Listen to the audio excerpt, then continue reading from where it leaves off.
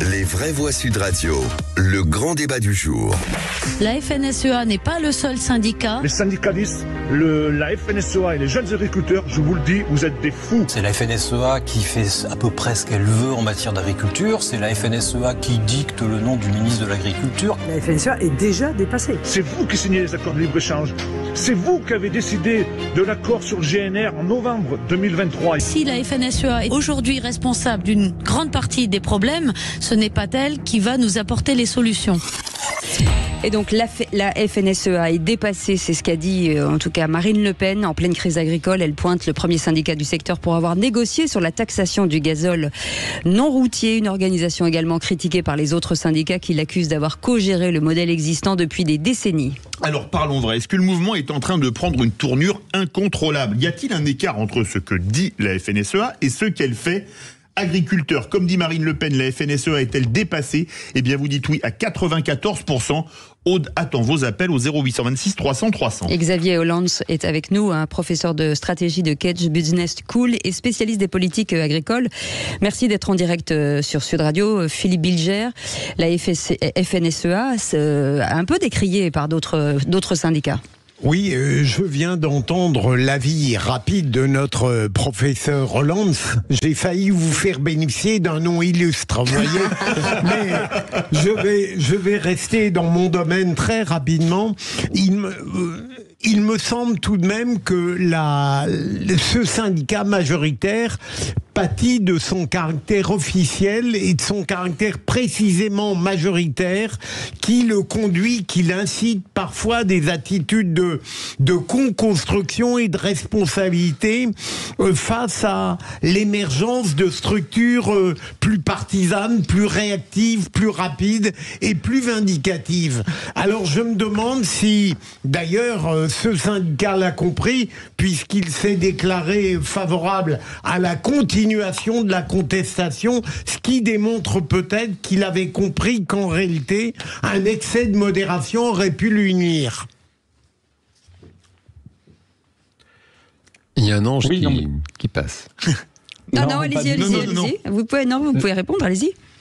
Oui, je pense que effectivement, Philippe Bilger a raison sur pas mal de points. Avec la FNSEA, on est dans une posture assez classique de pompier pyromane.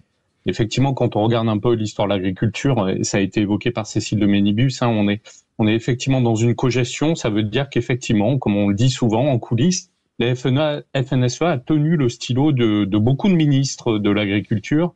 Et donc, la FNSEA a quand même plutôt été dans le sens d'un développement assez industriel de l'agriculture au détriment de certaines productions, au détriment de certains types d'exploitation. Et maintenant, on est dans une situation qui est assez compliquée dans pas mal de filières. Et effectivement, la FNSEA tente d'éteindre une partie de l'incendie qu'elle a elle-même directement ou indirectement contribué à créer. Pierre-Yves Martin. Ouais, je suis complètement d'accord. J'ai l'impression qu'il y a quand même une remise en cause de l'ordre existant. C'est ça la finalité. Et critiquer ce syndicat, c'est finalement prendre le risque de vouloir remettre en cause cette existence, cette dimension majoritaire, pour essayer d'arriver sur quelque chose de plus chaotique, de plus disruptif. Voilà. Xavier Hollands. Oui, non, mais je pense qu'effectivement, là, il faut bien comprendre que le contexte, on est à la conjonction de plusieurs choses. Comme je vous l'ai dit en préambule, on est à un mois du salon de l'agriculture, un nouveau gouvernement. Le ministre de l'Agriculture n'a pas changé, mais effectivement, il y a des questions de marge de manœuvre. On est aussi dans un contexte politique qui n'est pas neutre. Pourquoi ? Parce qu'en fait, les paysans, effectivement, comme vous l'avez vu, sont plutôt dans une posture réactionnaire, voire conservatrice. Et le Rassemblement national est clairement en train de lorgner vers eux en ayant justement cette posture assez réactionnaire et conservatrice sur pas mal de sujets. Et l'un des points de crispation, c'est la question de la transition écologique en agriculture. Et justement, le Rassemblement national a toujours eu un petit peu cette attitude très réservée par rapport à ces questions de transition écologique.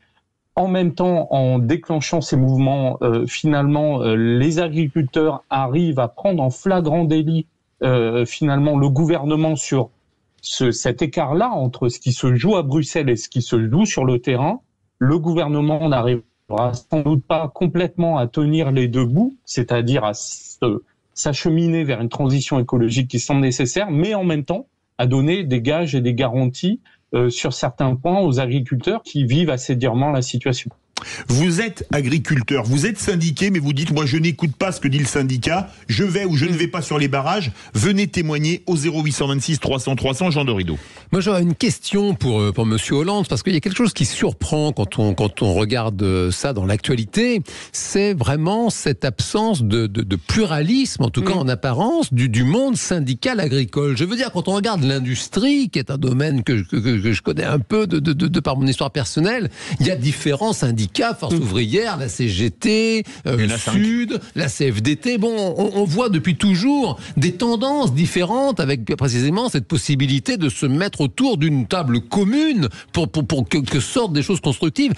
Alors que pour le monde agricole, il y a cette impression d'avoir d'une un seul espèce de puissant syndicat hégémonique. Oui. Et donc, j'aimerais comprendre comment ça se fait qu'il n'y ait pas quand même des sensibilités différentes qui existent dans notre pays sur le sujet. Il y en a, mais elles sont minoritaires. Oui. C'est un peu comme dans les docks où c'est la CGT qui décide de tout, là chez les agriculteurs, c'est la FNSEA. Oui, sauf qu'on a le sentiment que les dockers sont bien défendus pour le coup, qu'il y a vraiment quelque chose qui défend leurs intérêts de dockers, que ce soit à Sète ou ailleurs, ou au Havre, alors que c'est pas le cas des agriculteurs que j'ai toujours vus quand même malheureux comme les pierres. Xavier Lance. Oui, non, là encore une fois, je vous rejoins. On a effectivement un syndicat hégémonique, vous l'avez dit. Dans l'histoire aussi du syndicalisme agricole, il faut se rendre compte que les autres syndicats qui ont tenté d'émerger, et le syndicat numéro 2, c'est la coordination rurale qui s'est illustrée notamment dans le Lot-et-Garonne, en ayant des postures assez fortes également. Ce sont des gens qui ont fait sécession du syndicat majoritaire, à savoir la FNSEA, et chacun dans une attitude un petit peu clientéliste essaie de cultiver en fait et de flatter les intérêts des paysans qu'il représente. Le seul syndicat qui se trouve finalement à une autre extrémité, parce que tous les syndicats ont des positionnements assez proches sur certains points, c'est la Confédération paysanne qui est le seul syndicat agricole connoté plutôt à gauche et qui défend clairement une agriculture biologique. La FNSEA, c'est le champion effectivement des filières agricoles et plutôt des grands ensembles, des grandes entreprises agricoles, donc ce qu'on appelle l'agro-industrie. Et en dessous, on a effectivement la coordination rurale qui est plus dans la défense du modèle très symbolique et très historique de l'exploitation agricole familiale, sensibilité qu'on retrouve chez le 4e syndicat qui est également le MODEF. Donc en fait, les 3 principaux syndicats se trouvent dans un espace, on va dire, syndical et politique qui est très proche, chacun essayant finalement, par le biais d'une sorte de course à l'échalote, d'attirer sur des positions assez conservatrices un maximum d'adhérents. Et il faut savoir également pour vos auditeurs qu'on a un renouvellement des chambres d'agriculture en ce moment. Donc il y a à l'intérieur même du syndicalisme agricole des moments de tension et chacun essaie finalement de démontrer qu'il est le plus combatif ou le plus représentatif. Est-ce qu'il n'y a pas un peu d'ambiguïté sur le type d'agriculture ou le modèle d'agriculture vers quoi tendre? D'un côté, on prône les exportations et d'un autre côté, on dit bah oui, attention les salaires d'agriculture. On a l'impression qu'on est un peu entre deux chaises. Oui, complètement. Et pour reprendre l'expression d'un de mes collègues et amis, François Purseg, qui est professeur à Toulouse, il n'y a pas une agriculture, il n'y a pas un seul monde agricole, il y a des agricultures en France. On a effectivement des secteurs pour lesquels on a des champions mondiaux. Par exemple, le numéro 1 mondial du lait, c'est Lactalis qui pèse 25 milliards d'euros de chiffre d'affaires. Mais on a également tout un tas de petits producteurs qui réalisent effectivement de la vente directe ou des micro-productions. Et c'est justement cette diversité qui est très importante dans nos modèles agricoles. C'est à la fois une force mais également une faiblesse. Parce que sur les marchés mondialisés comme le lait, la viande ou les volailles, on en parlera peut-être avec le CETA et le Mercosur, eh bien effectivement, on a des pays qui ont clairement fait le choix d'un seul type d'agriculture et qui se sont lancés à fond vers des modèles agricoles qui privilégient l'industrie. On peut penser à l'Irlande, on peut penser au Danemark, on peut penser à la Nouvelle-Zélande ou encore au Brésil, où on assiste à des fermes géantes dont on ne souhaiterait sans doute pas en France, et qui leur permet d'être très compétitifs sur les marchés internationaux. Notre vraie voix du jour, Cédric, qui est dans le Cantal. Rebonsoir Cédric. Bonsoir. Vous êtes éleveur bovin, si je ne m'abuse, c'est ça? Oui, je suis éleveur bovin, une exploitation familiale, et je suis associé avec ma mère et ma femme. D'accord. Quand vous voyez, on parlait justement du Mercosur avec les pays sud-américains. Pourquoi cet accent? Parce que c'est en espagnol, théoriquement, version originale. Mercosur. Et je trouve que Mercosur, c'est laid.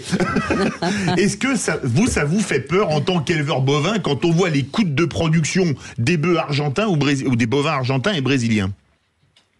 Et bien sûr que le Mercosur, il nous fait peur. C'est encore de la viande qui risque d'arriver sur nos territoires. Et nous, on peut pas lutter contre leur modèle. Et, on a des petites exploitations familiales. Nous, on a besoin de valeur ajoutée sur nos exploitations.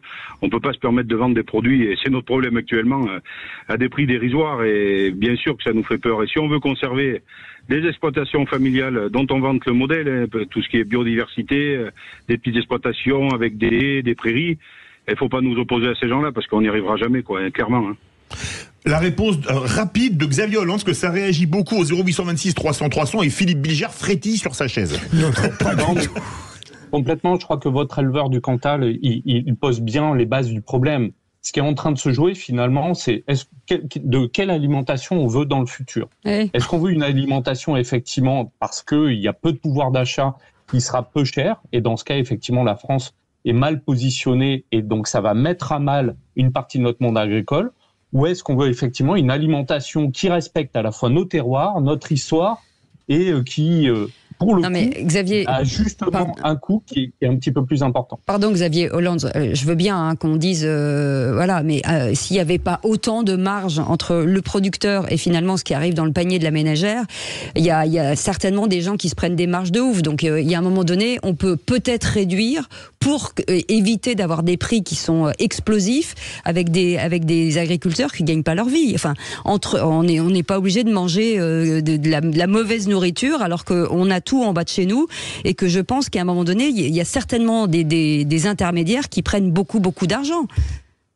Mais alors là, les chiffres sont incontestables, hein, et d'ailleurs, ils ne sont pas contestés par le ministre de l'Agriculture.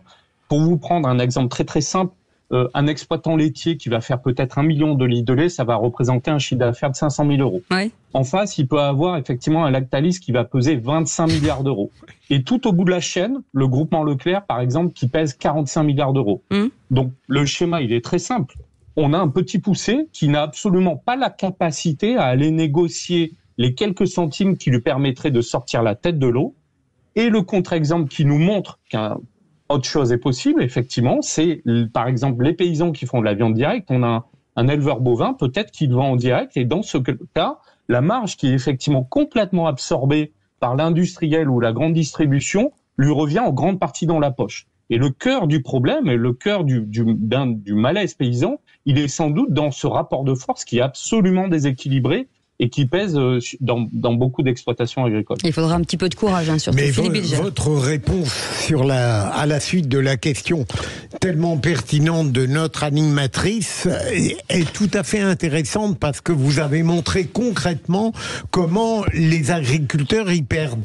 Mais si vous me permettez une observation sur le sujet proposé par Sud Radio, le syndicat majoritaire, je crois, pâtit également de sa relation constante avec les pouvoirs politiques, quels qu'ils soient. Combien de fois on a pensé que le ministre de l'Agriculture allait être retrouvé dans les seins de ce syndicat majoritaire, et ça n'est pas quelque chose qui profondément crée une sympathie immédiate pour lui de la part de tous les autres cercles qui l'entourent.